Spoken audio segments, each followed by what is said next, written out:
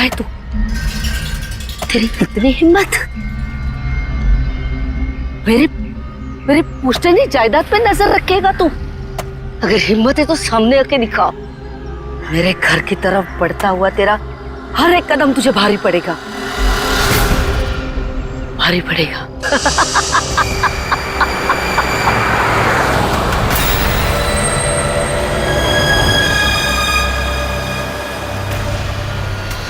यार यहाँ पे तो कोई भी नहीं दिख रहा, किससे पूछूं? इतना घना जंगल है, कोई साइन बोर्ड भी नहीं है यहाँ पे।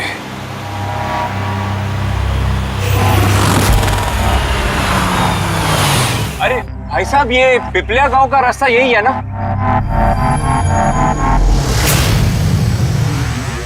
अरे सुनो ना भाई साहब, अरे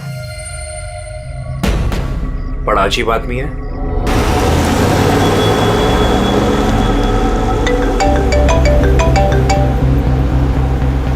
हाय बेबी। हाय, पहुंच गए? बस पहुंचने वाला हूँ। डोंट टेल मी तुम अब तक नहीं पहुंचे। इतने लेट कैसे हो गए? एक्चुअली क्या है, ये जगह शहर से काफी दूर है और यहाँ ज्यादा लोग भी नहीं दिख रहे मुझे। Alright, tell me, are you missing me? Of course. इसमें पूछने वाली क्या बात है? अच्छा, तुम एक काम करो, जल्दी जल्दी ये सारी फॉर्मेलिटीज खत्म कर लो, अपनी सारी कागजी कार्रवाई एंड ऑल दैट। उसके बाद मे बी नेक्स्ट फ्लाइट से I can come and join you in India. What's it? Great, that's good news.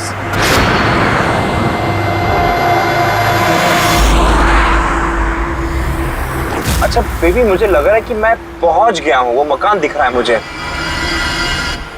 अरे ये गेट क्यों बंद है?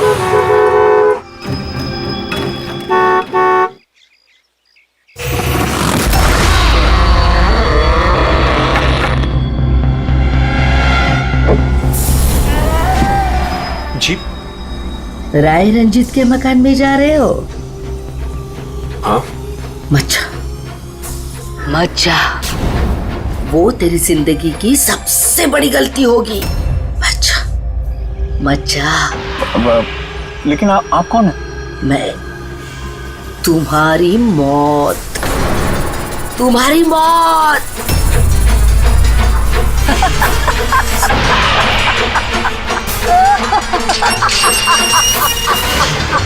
ए बुढ़िया, चल चल, अरे जा।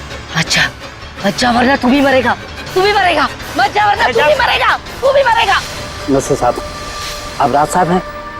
हाँ हाँ हाँ हाँ। आई। Hello Raj, Raj are you okay? कौन था? हाँ, अरे वंदना, मैं ठीक हूँ, कोई नहीं था और मैं पहुंच गया हूँ। ठीक है, बंगले पे मैं कॉल करता हूँ तुम्हें।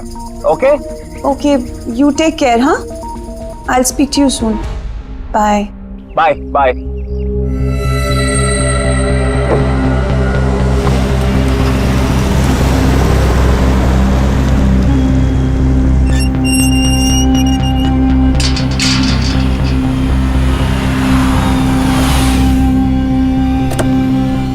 आइए साहब।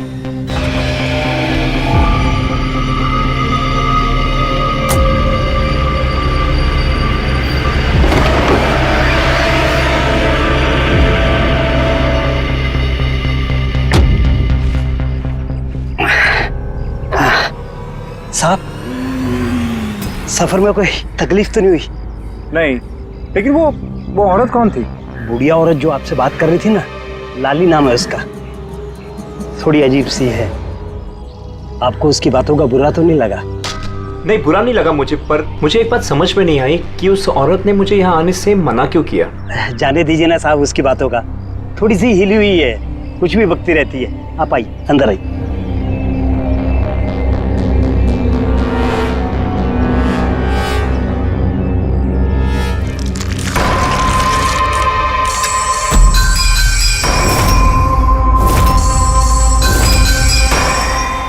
ये आदमी तो मुझे बीच रास्ते में मिला था। उसका नाम कमल है, यहाँ का माली। हमने सोचा अब आप यहाँ पर रहने वाले हैं तो क्यों ना बगीचे के जो रंग बिरंगे फूल हैं फिर से खिल उठाएं। अच्छा, आइए साहब।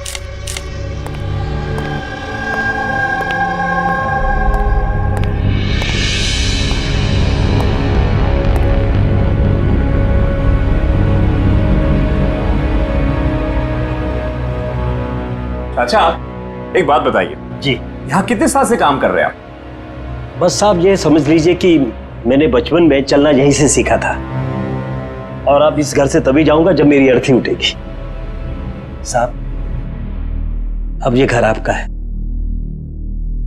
कहीं आप मुझे नौकरी से निकाल तो नहीं देंगे? अरे नहीं नहीं नहीं चाचा, ऐसे कैसे बात कर रहे हैं आप? ऐसी कोई बात नहीं, बिल्कुल बेफिक्र रहिए। और वैसे भी इतने बड़े घर की देख रेख आपके सिवा और कौन कर सकता है? हाँ?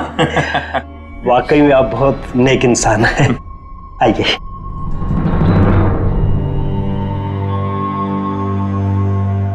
साहब ये है आपका रूम, वॉशरूम उधर है, आप फ्रेश हो जाइए, तब तक मैं आपके लिए खाने पीने का बंदोबस्त करता हूँ। ठीक है। ठीक है साहब।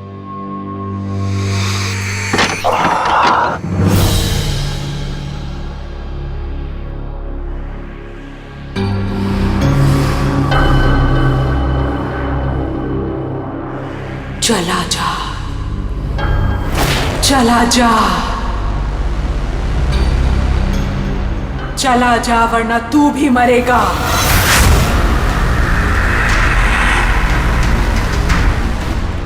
कौन?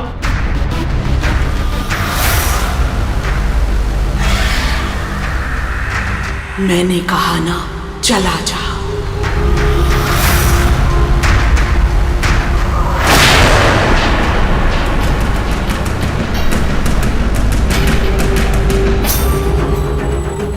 कौन है?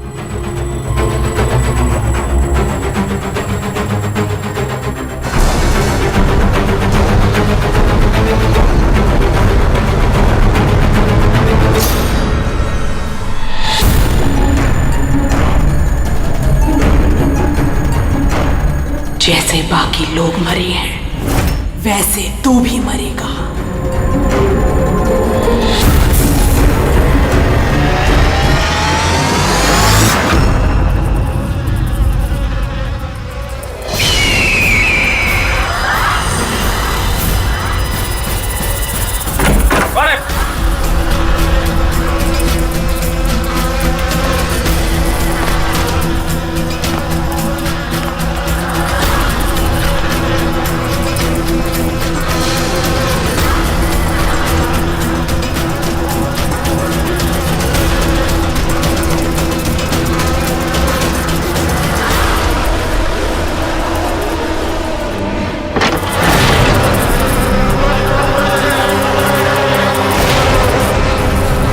मधुमक्खी?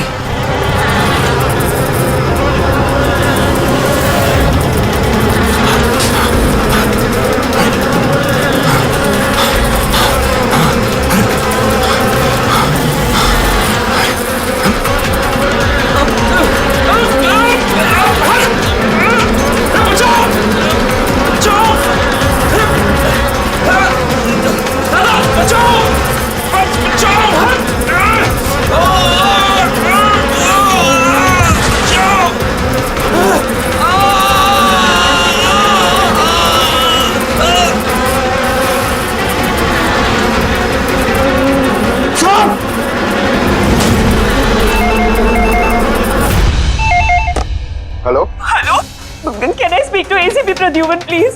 हाँ जरा शांत हो जाइए, कौन बोल रही हैं? मैं कौन बोल रही हूँ, मुझे क्या काम है, मैं सिर्फ उन्हें बताऊंगी। Can you just make me speak to him right now please? एक मिनट होल्ड करिए। सर, हाँ सर, फोन कॉल है। सर कोई लेडी है, बहुत रो रही है, कह रही है सिर्फ आपसे बात करेगी। Hello hello, ACP Pradyuman. हाँ मैं एसीपी प्रद्युमन बोल रहा हूँ। सर, हाँ कहिए। सर मैं वंदना बोल रही हूँ अमेरिका से। हाँ बताइए। सर मेरे साथ बहुत बहुत बहुत बुरा हुआ सर। क्या हुआ आपके साथ? सर मेरे फियांसे राज इंडिया गए थे पुश्तैनी मकान खरीदते। सर मधुमक्खियों के काटने से उनकी मौत हो गई। क्या? अच्छा तो बताइए मैं क्या कर सकता हूँ आपके लिए? सर लेकिन मुझे लगता है कि उनकी मौत मधुमक्खियों के काटने से नहीं हुई। इनफैक्ट उनका मर्डर हुआ है। He's been killed. तो ऐसे क्यों लगता है आपको कि उनका खून हुआ है? सर वो जब प्रॉपर्टी खरीदने के बाद कागजी कार्रवाई के लिए जा रहे थे तो तब तब क्या हुआ? सर मैंने साफ साफ सुना था राज को कोई औरत धमका रही थी। कौन थी वो औरत? No sir, I have no clue. जरा एक बात बताइए, क्या आपके राज की यहाँ इंडिया में किसी के साथ कोई दुश्मनी थी, कोई झगड़ा वगड़ा हुआ था? नहीं सर, राज की किसी के साथ कोई एनिमिटी, कोई दुश्मनी नहीं थी। इनफैक्ट राज तो इंडिया में किसी को जानता ही नहीं था। तो फिर कौन कर सकता है ये? कौन जान ले सकता है राज की? क्या आपको किसी पर शक है? नहीं सर, कोई शक नहीं। सर राज तो एक नेक काम करने जा रहे थे। कैसा काम? He wanted to start an orphanage. सिर्फ एक अनाथ आश्रम खोलना चाहते थे वो। वाकई नेक काम है, लेकिन किससे खरीदने वाले थे मकान वो? सब मकान तो वो ऑलरेडी खरीद चुके थे गवर्नमेंट से नीलामी के बाद। वो सर इंडिया कागजी कार्रवाई के लिए गए थे। देखिए, एक काम कीजिए, सारे के सारे डिटेल्स मुझे भेज दीजिए, मैं आपकी पूरी की पूरी मदद करूंगा, ठीक है? सर मैंने सीआईडी के बारे में बहुत सुना है। सर मुझे भी जस्टिस मिलेगी ना? वंदना जी, मैं आपसे वादा करता हूं, आपको पूरा का पूरा इंसाफ दिलाएंगे हम, और जिसने भी आपके राज के साथ बुरा किया है उसे हम सजा दिलवाएंगे। वंदना, उसका मंगेतर राज अमेरिका से इंडिया आता है मकान खरीदने, अनाथाश्रम चलाने, और राज की मौत होती है मधुमक्खी के काटने से। इंटरेस्टिंग।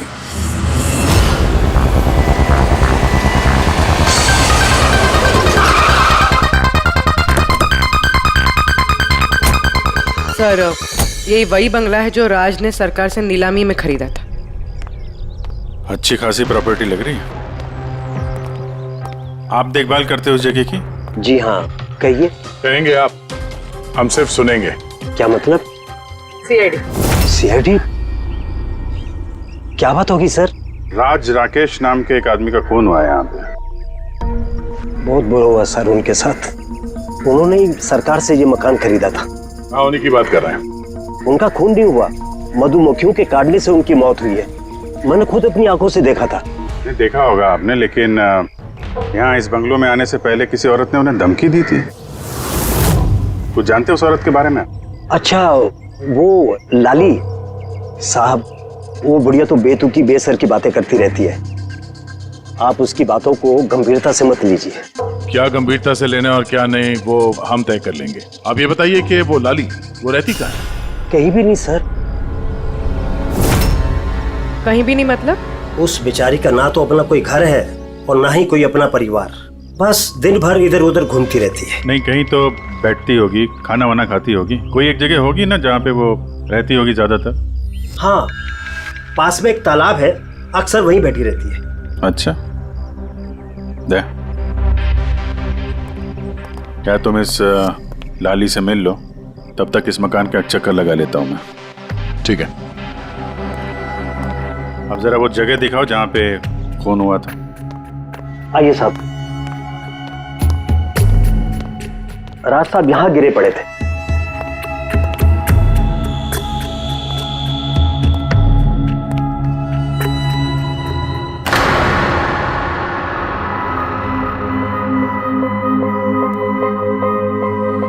पहले मधुमक्खियों ने राज साहब को मारा, फिर वो खुद मर गए। ये मधुमक्खी के हमले यहाँ पे अक्सर होते रहते हैं क्या? नहीं साहब, इससे पहले तो मैंने एक मधुमक्खी भी नहीं देखी यहाँ। पता नहीं राज साहब के पीछे इतनी सारी मधुमक्खियां अचानक कहाँ से आ गई। राय रंजीत की हवेली से आ रहे हो ना तुम लोग? राय रंजीत की हवेली से आ रहे हो ना तुम लोग?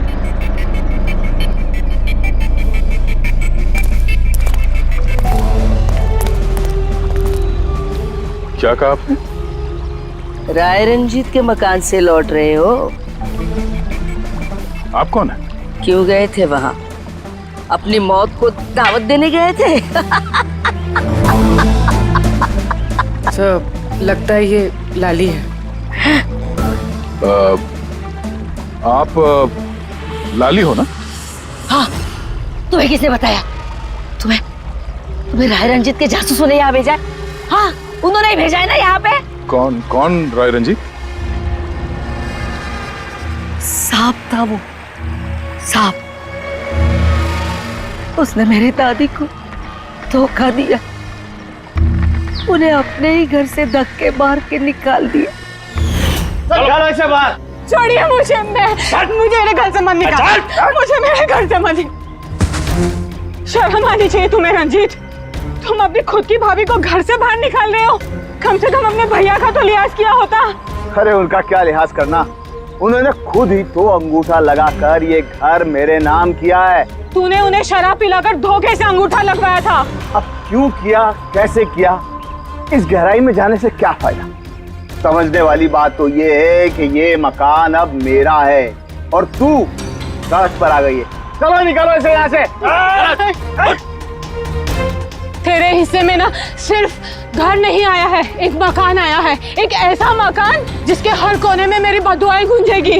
मैं तुझे श्राप देती हूँ, सिर्फ तू ही नहीं, इस घर का जो भी मकान मालिक बनेगा वो जिंदा नहीं बचेगा। मौत का खेल होगा यहाँ, मौत का खेल। अब तक कितने लोग मरे? वो सब लोग मर गए जिन्होंने वो मकान खरीदना चाहा। तुम लोग वो घर मत खरीदना, तुम भले लोग लग रहे हो, वरना तुम्हारी बीवी विधवा हो जाएगी।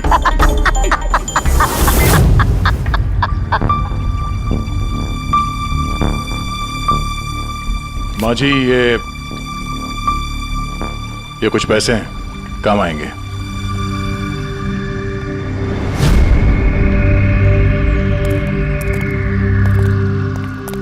सर, लगता नहीं है इसका राज की मौत में कोई हाथ है। ये तो खुद बेचारी सदमे और विश्वास में लग रही है। हो सकता है राज की मौत कोई मर्डर ही ना हो, कोई हादसा हो।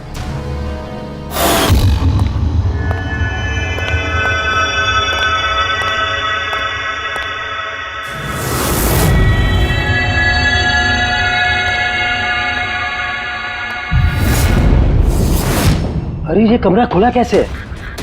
ये तो बंद था। एक मिनट रुको, शायद राज ने खोला।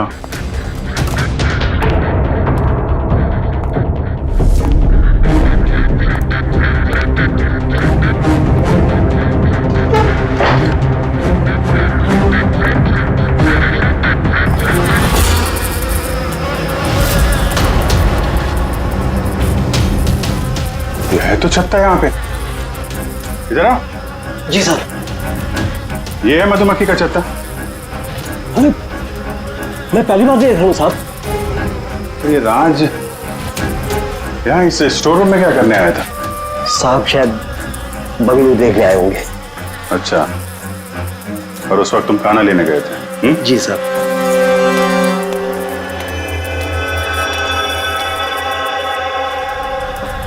वो कौन है? वो कमल है साहब, यहाँ का माली। जब राज साहब की मौत हुई थी तो ये था यहाँ पे? जी हाँ था। कमल इधर आओ, साहब बुला रहे। जी सर। कमल, जब राज साहब की मौत हुई थी तो यहाँ आसपास किसी अनजान आदमी को देखा था तुमने? कोई अजीब सी घटना हुई हो? नहीं साहब। तो ये छत्ता यहाँ पे है तो तुम्हें कुछ काम करने में परेशानी नहीं होती? मधुमक्खी ने काटा नहीं तुमको कभी? नहीं सर, मधुमक्खी तो तब काटती ना जब यहाँ कोई छत्ता होता। पहले तो मैंने ये छत्ता यहाँ देखा ही नहीं साहब।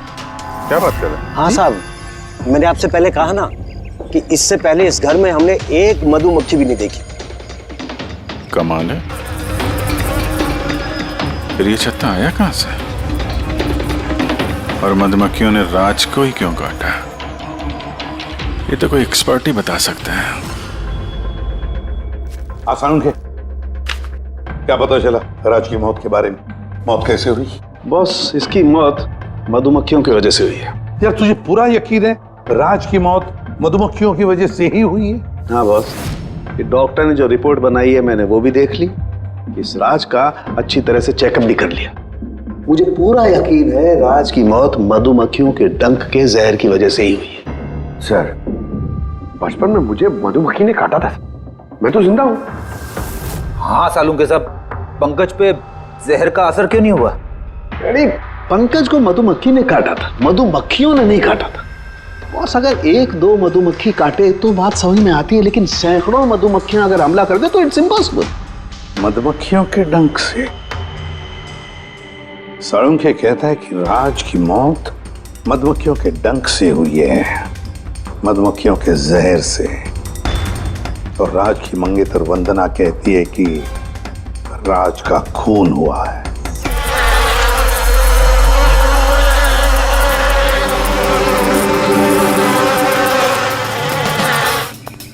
इस छत्ते को बाहर से लाकर यहाँ पर लगाया गया। मधुमक्खी के छत्ते को किसी और जगह से लाके किसी और जगह लगाया जा सकता है?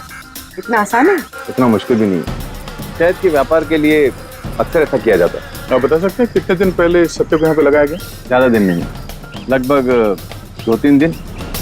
सर, अगर मान भी ले कि खूनी ने ये छत्ता यहाँ पर इसलिए लगाया था कि वो राज को मार सके, लेकिन उसे कैसे पता था कि ये मधुमक्खियाँ राज पे ही हमला करेंगी, किसी और पे नहीं? मधुमक्खियां बिना वजह किसी पे भी डंक नहीं मारती, क्योंकि डंक मारने के बाद उनकी खुद की भी मौत हो जाती है। तो ऐसी क्या चीज है जो उन्हें उत्तेजित करती है अटैक करने के लिए? देखिए, जब उन्हें लगता है कि सामने वाले इंसान से उन्हें कुछ खतरा है। अच्छा केदार साहब, ऐसा हो सकता है क्या कि मधुमक्खियों को ट्रेन किया जा सके कि वो किसी एक आदमी पे हमला करें? कैसी बातें करते हैं अभिजीत साहब, ये मधुमक्खियां शार्प शूटर नहीं कि कोई भी इन्हें कह दे कि फलां फलां को डंक मारकर आ जाओ। अच्छा, आपने अभी भी कहा कि ये मधुमक्खी किसी को काटने के बाद ये खुद भी मर जाती है, तो ऐसी क्या मजबूरी है कि वो किसी को काटती है? जरा डिटेल में समझाएंगे? मधुमक्खी जब भी किसी को डंक मारती है तो फेरोमोन नाम का एक गंध छोड़ती है, जिससे कि बाकी मधुमक्खियां सचेत होकर सब मिलकर उस पर हमला कर देती हैं। इसीलिए मैंने पहले भी कहा था, मधुमक्खियां बिना वजह किसी पे भी हमला नहीं करती। जरूर राज ने मधुमक्खी के छत्ते के साथ कुछ छेड़खानी की होगी। सर, खूनी को कैसे पता था कि राज इस छत्ते के साथ छेड़खानी करेगा? कहीं ये मौत वाकई हादसा तो नहीं? नहीं पूर्वी, राज के आने के ठीक 2 दिन पहले इस छत्ते को यहाँ पे लगाना ये कोई संयोग तो नहीं हो सकता। सर, राज की मौत के बाद ये घर वंदना के नाम हो जाएगा, कहीं इन सबके पीछे वंदना तो नहीं है? वंदना इंडिया कब आ रही है? What nonsense! How could you even think like that? आप ऐसे कैसे सोच सकते हैं कि राज की मौत के पीछे मेरा हाथ हो सकता है? और फर्ज कीजिए कि राज की मौत के पीछे मेरा हाथ था, तो मैं आप लोगों को फोन क्यों करती? पुलिस तो ऑलरेडी ये केस क्लोज कर चुकी थी ना। देखिए, हम सिर्फ पूछ रहे हैं। वैसे राज जी के बाद ये मकान किसके नाम पे है? I don't know. राज ने गवर्नमेंट से मकान खरीदा था, तो शायद गवर्नमेंट को वापस मिल गया। मुझे अभी तक कोई नोटिस नहीं है। हाल फिलहाल में राज का किसी के साथ कोई झगड़ा हुआ था? I have already told you that. राज एक नेक दिल इंसान थे और उनका किसी से दुश्मनी होना was impossible. अगर मुझे पता होता कि राज की नेक दिली उनकी जान ले लेगी तो मैं उन्हें कभी इंडिया आने ही नहीं देती। ये अनाथ आश्रम खोलने का ख्याल राज जी के दिमाग में कैसे आया? राज खुद अनाथ थे, इसलिए वो दूसरे अनाथ बच्चों की फीलिंग समझते थे। वो अनाथ बच्चों को घर जैसा माहौल देना चाहते थे, और जैसे उन्हें पता चला कि गवर्नमेंट ये मकान नीलाम कर रही है तो राज ने सबसे ऊंची बोली लगाकर ये मकान खरीद लिया। तो कहीं इस राज की मौत का कारण ये घर तो नहीं है? हो सकता है कोई और भी इस घर को खरीदना चाहता था, राज बीच में आ गया इसलिए। What? कोई इतना नीच कैसे हो सकता है? इस दुनिया से इंसानियत उठ गई है क्या? इंसानियत है वंदना जी, इंसानियत है, लेकिन कुछ लोग हैं जो इंसानियत में जहर घोलने पे तुले हुए हैं। पता करते हैं किस किसको दिलचस्पी थी इस प्रॉपर्टी में। देखिए सर, मैं आप लोगों को नहीं बता सकता हूँ कि राज जी के अलावा किन किन लोगों ने इस नीलामी में हिस्सा लिया था। सॉरी। क्यों नहीं बता सकते? देखिए, ये सरकारी सर इंफॉर्मेशन है, ऐसे किसी के साथ शेयर नहीं कर सकता हूँ मैं।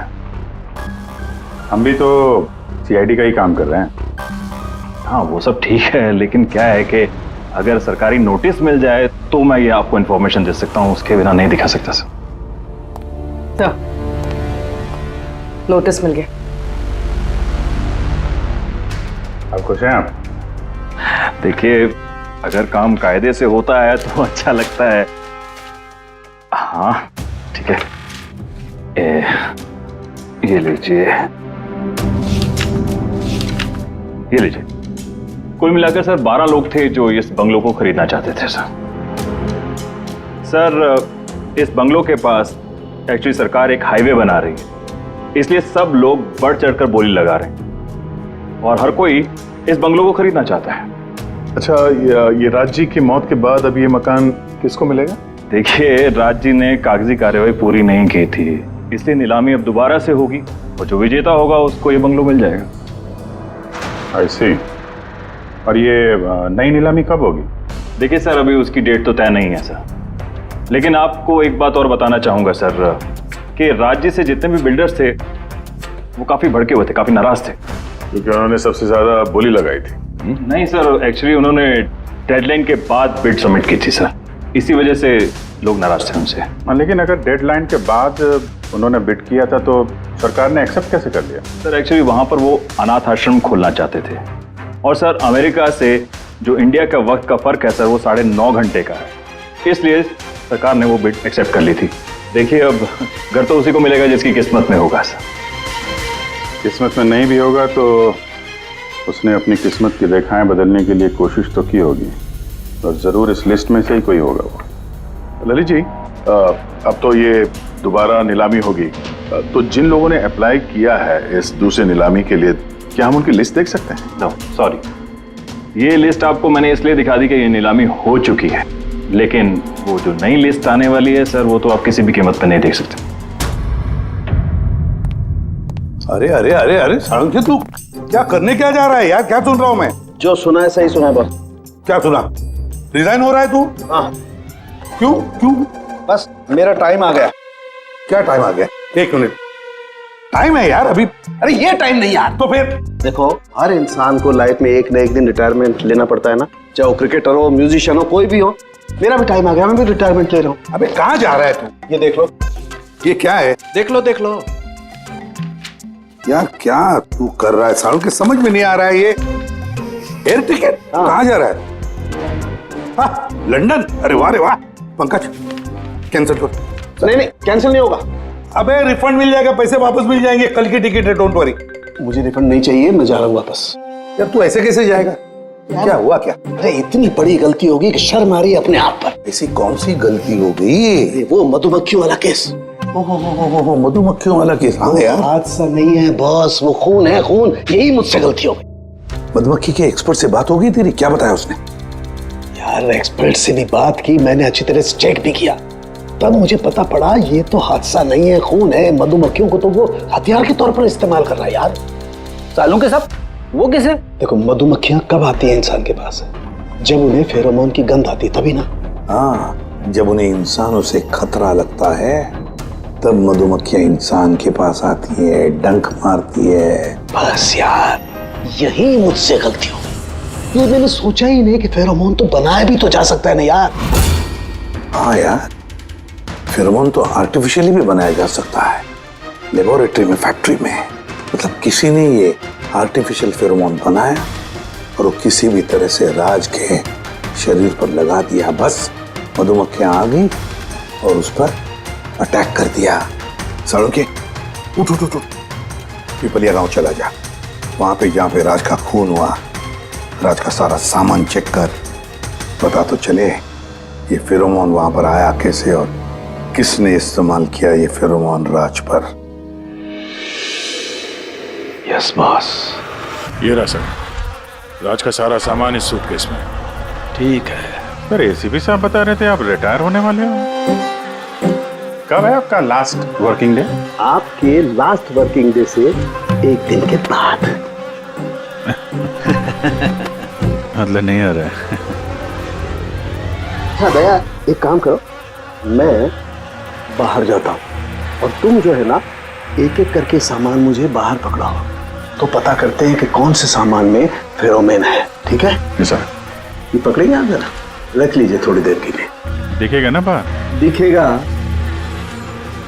मधुमक्खी है इसके लिए कह रहा था। अभिजीत हो तुम, हाँ ये पूर्वी है, हाँ ये दया। अरे दिख रहा है सर, चलिए चलिए चलिए चलिए, संभाल के सर, संभाल के। हाँ चलिए जी सर।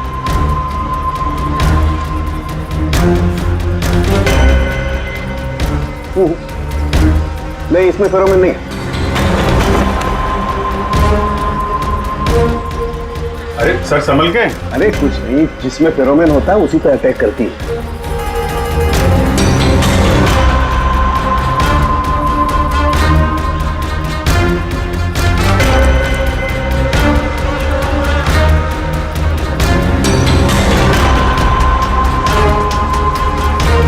अरे यार,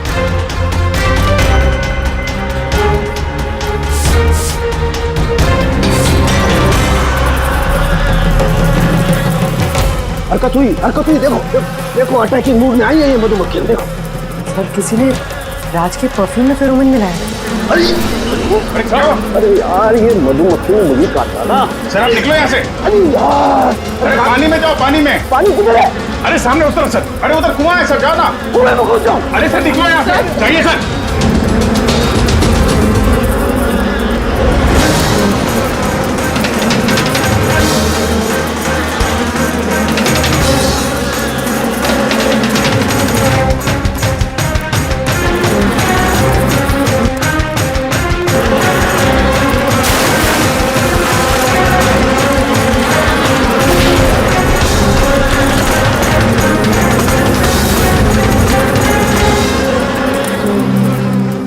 आप ठीक हो सर? बाप रे बाप, ये मधुमक्खियां आपको रिटायर नहीं होने देंगी सर। बाहर निकालो मुझे। आइए आइए आइए सर। मधुमक्खी, अरे नहीं, आइए आइए आइए।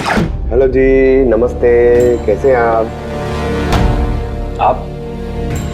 जी मैं चंदूमल फंडूमल कंकेशवास। अरे वाह, बहुत लंबा नाम है आपका। बताइए क्या काम था आपको? जी वो नीलामी के लिए आया था मैं, वो पुराना वाला बंगलो हाईवे के पास, वो खरीदना है मुझे। सर ऐसे नहीं खरीद सकते हैं सर, उसमें नीलामी होगी तभी वो जो जीतेगा वही खरीद सकता है। अरे तो पैसा लगाएगा ना, मैं पैसा लगाएगा। देखिए अब टाइम नहीं बचा है, सिर्फ 15 मिनट बचे हैं, आप लेट हो गए। अरे क्या बात कर रहे हैं सर, 15 मिनट में क्या क्या हो जाता है। ये देखिए ना, मैं तो ये बेड का लिफाफा भी लाया हूँ, ये देखिए। राकेश इधर रजिस्टर लेकर आ।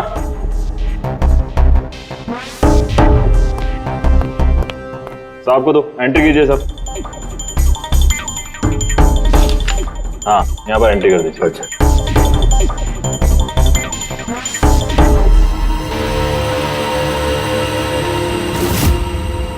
यहाँ साइन कर दीजिए लास्ट को। Good, like. अच्छा वेरी गुड, ये तो अच्छा हो गया सर। वो बंगले का चाबी? अब मजाक कर रहे हैं? अरे चाबी ऐसे थोड़ा ना मिलता है। अरे भाई बोली लगेगी, नीलामी होगी, उसके बाद जो जीतेगा उसको मिलेगा। भाई क्या बात कर रहे हैं आप? बेड तो मैं ही जीतूंगा, ये पक्का है। भाभी और बच्चों को मेरा प्यार देना, ठीक है सर? Thank you. पता नहीं कहाँ कहाँ से चले आते हैं, कमाल है।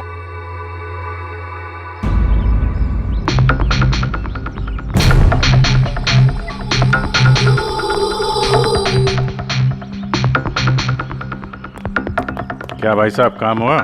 सर ये देखिए, चंदूमल फंडूमल कंकेशवास का कमाल। उठ जाओ पंकज, 12 में से 2 लोग हैं जिन्होंने दोबारा बोली लगाई है इस मकान को खरीदने के लिए, हेमंत और रोशन। मतलब खूनी इन्हीं 2 में से कोई हो सकता है। और जो कोई भी है इस बार भी इस मकान को हथियाने के लिए किसी भी हद तक जा सकता है। तो अब ये वक्त आ गया है कि बता दिया जाए कि नीलामी का विजेता आखिर है कौन। और मुझे बताते हुए बहुत खुशी हो रही है कि नीलामी के जो विजेता है मिस्टर रोशन। रोशन जी आपको बहुत बहुत बधाई हो। 1 मिनट, काय की बधाई हो? सबसे ज्यादा बेट मैंने लगाई थी, ये कैसे जीत गए? देखिए भाई साहब, आपको कोई गलतफहमी हुई है। सबसे ज्यादा बेट मिस्टर रोशन ने लगाई थी, इसलिए रोशन को मकान दे दिया गया। ऐसा हो ही नहीं सकता।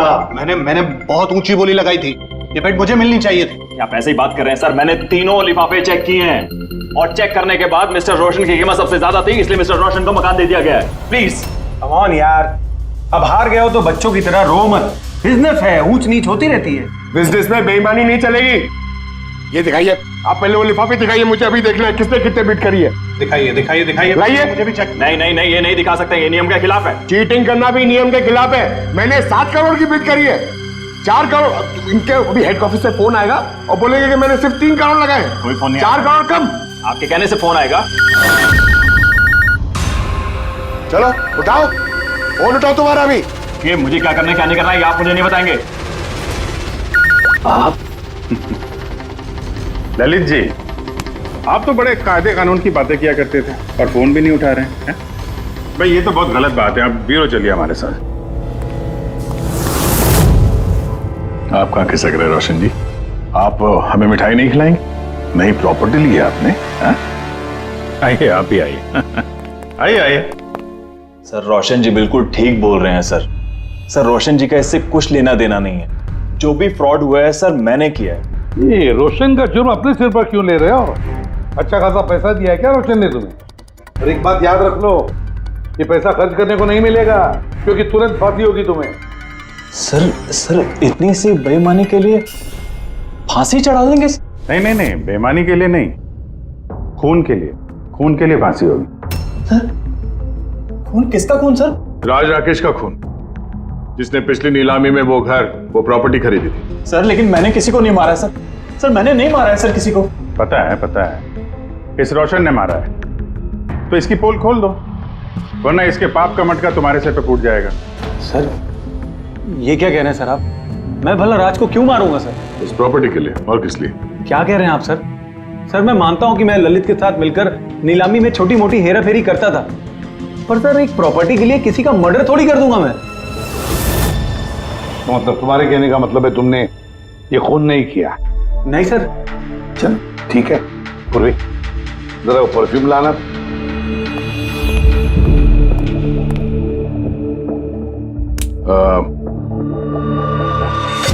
ये परफ्यूम छिड़क दूं? बाहर मधुमक्खियों का छत्ता है, क्या बोलता है? Sir perfume?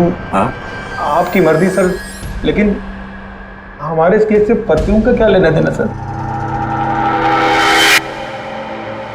मुझे वाकई पता नहीं इस परफ्यूम का कोई इस केस से संबंध है। सर जी हम सच कह रहे हैं सर, राज्य की मौत से हमारा कोई संबंध नहीं है सर। ललित बिल्कुल ठीक कह रहा है सर।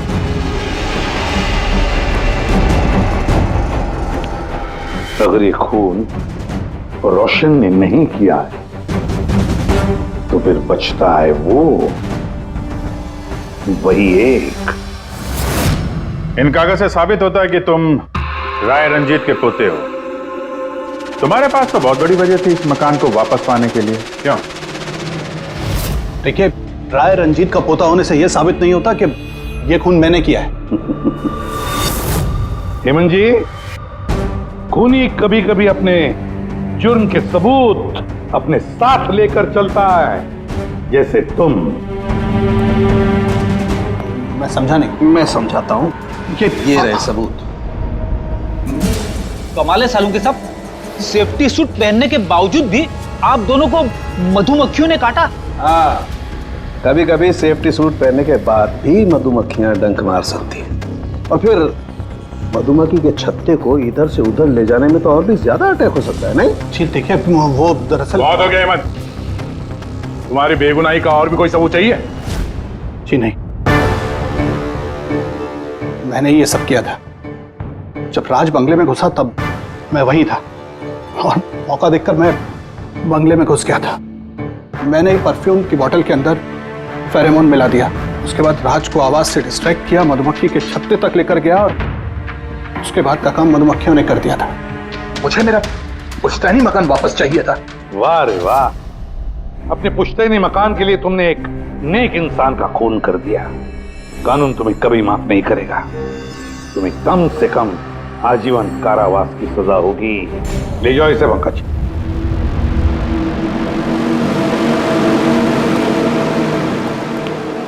पंखे, केस खत्म, रिटायर हो सकता है तू। मुझे रिटायर होना ही नहीं है। कल तक तो बोल रहा था रिटायर करो। वो कल की बात थी। भगवान, मतलब पीछा तो नहीं छूटने वाला इस आदमी से अपना। पीछा नहीं छूटने वाला है किसी का किसी से नहीं। मुझे तुम्हारे बिना चैन नहीं और तुम्हें मेरे बिना चैन नहीं। ये लीजिए, सरकार ने बंगलो अब राज से आपके नाम करने का निर्णय लिया है। उम्मीद है कि अब आप मिस्टर राज के अनाथ आश्रम खोलने का सपना पूरा कर पाएंगे। राज के जाने के बाद मेरी लाइफ का यही मकसद रह गया है, उसका आखिरी सपना पूरा करना। But thank you so much Raj को जस्टिस दिलाने के लिए। हमने जो कुछ भी किया वो तो हमारा फर्ज था। आपको और कोई मदद की जरूरत हो तो हमें जरूर याद करिएगा। कभी कभी आते रहेगा, उन बच्चों को भी आपसे इंस्पिरेशन मिलेगी। ये भी कोई पूछने की बात है? हो सकता है उन बच्चों में हमें कोई हमारा नया CID ऑफिसर मिल जाए।